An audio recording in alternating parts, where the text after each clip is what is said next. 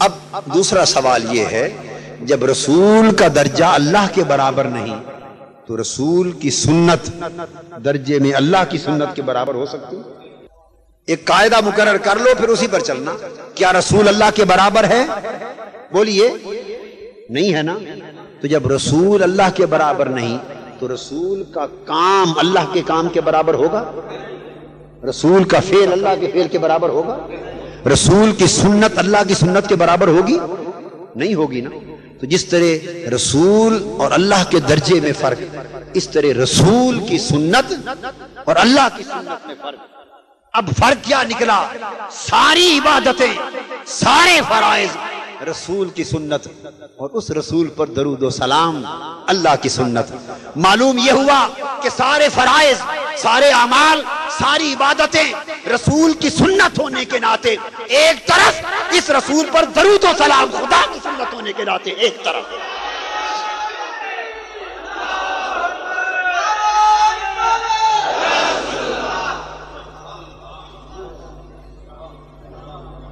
ساری عبادتیں ایک طرف، سارے فرائض ایک طرف، اور رسول پر درود و سلام اللہ کی سنت ہونے کی اس نسبت، اس جہت سے، من وجہ، اللہ کی سنت ہونے کی جہت سے ایک طرف۔ اور اعلیٰ حضرت نے اب کون سی مختلف بات فرمائی؟ ثابت ہوا کہ جملہ فرائض فروع ہیں، اصل الاصول بندگی استاجور کی ہے۔ اور اعلیٰ حضرت نے بھی کوئی نئی بات نہیں فرمائی، یہ سارے صحابہ یہی کرتے رہے۔ جب حضور علیہ الصلوۃ والسلام ایک جنگ سے واپس پلٹے ہیں، تھکے ہوئے ہیں، خود نماز عصر پڑھ لی تھی، سیدنا علی شیر خدا رضی اللہ تعالیٰ عنہ نے ابھی نہیں پڑھی تھی، فرمایا علی رضی اللہ تعالیٰ عنہ ذرا گود بچھاؤ نا، میرا جی کرتا ہے تیری گود میں سر رکھ کے تھوڑا آرام کرنا۔ قربان جائیں، ہائے ہائے ان گودوں کی قسمت پر، ان گودوں کی قسمت پر، دن پہ حبیب تیری زلفیں پریشان ہو گئی۔ ہائے ہائے کیا وہ گود تھی، کیا وہ نگاہیں تھی کہ حضور جن کی گود میں سر رکھ کے سوتے اور وہ اس مکھڑے کو تکتے تھے۔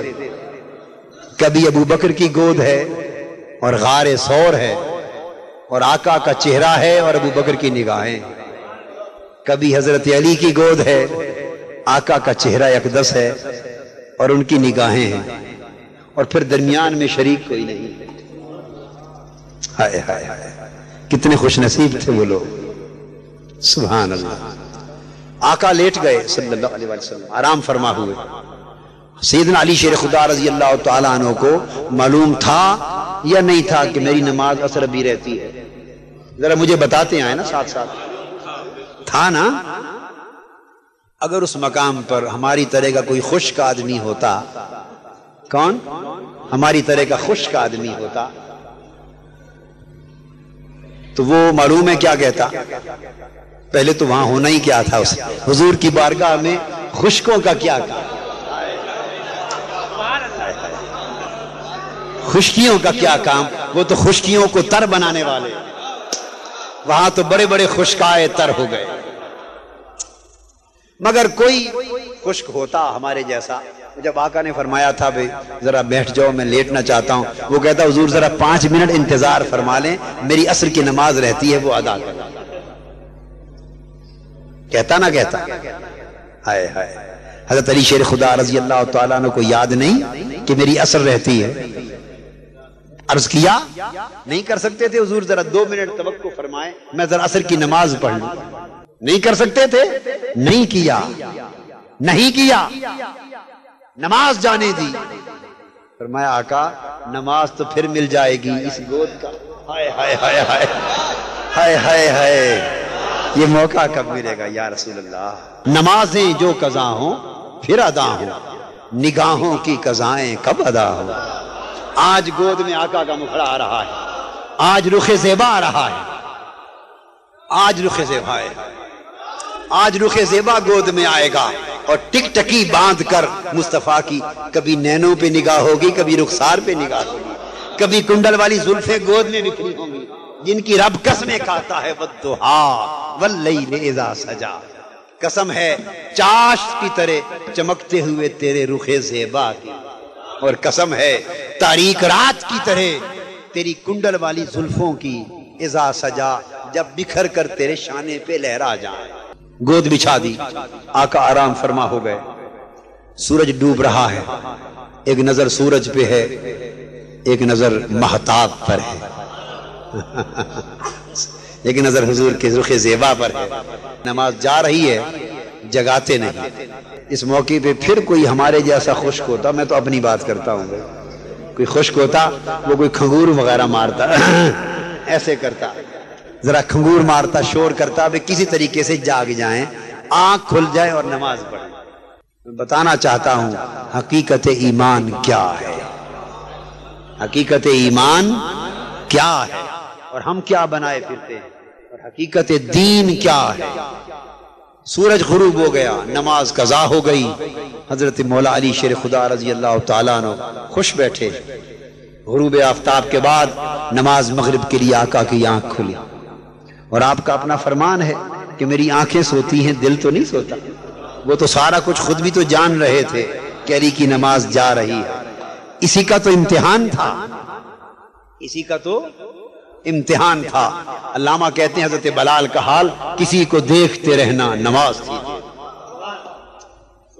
کسی کو دیکھتے رہنا نماز تھی تیری، سراپا دید ادائے نیاز تھی تیری، اور کسی کو دیکھتے رہنا نماز تھی تیری۔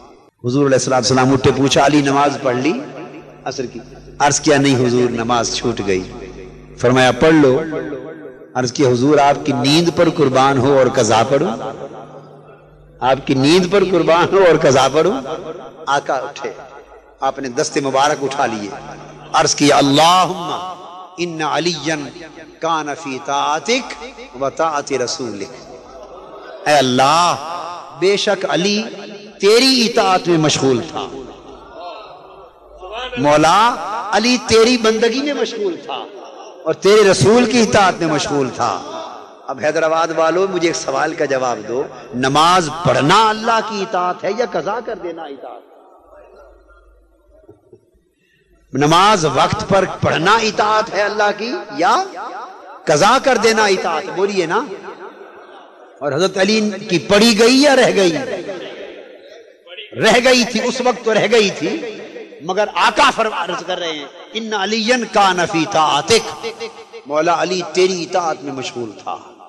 نماز چھوٹ گئی ہے، قضا ہو گئی، سورج ڈوب گیا، نہ پڑھ سکے اٹھ کر، مگر چھوٹ نماز کے اس حال میں آقا کی نیند پر نماز کے چھوٹ جانے کو حضور فرما رہے ہیں کہ مولا کی اطاعت میں تھا۔ ثابت ہوا کہ جملہ فرائض فروع ہیں، اصل الاصول بندگی استاج ورگی ہے۔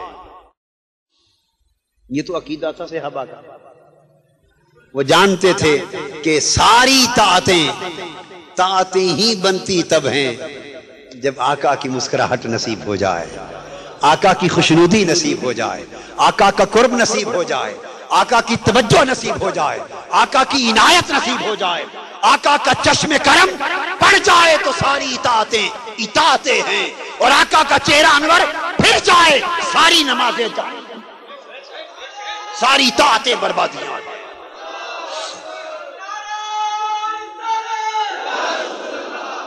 ہائے ہائے، کسی عاشق نے کہا او جنت میرے کیڑے لیکھے جتھے تو نظری نہ آن۔ ہائے ہائے، او جنت میرے کیڑے لیکھے جتھے تو نظری نہ آویں۔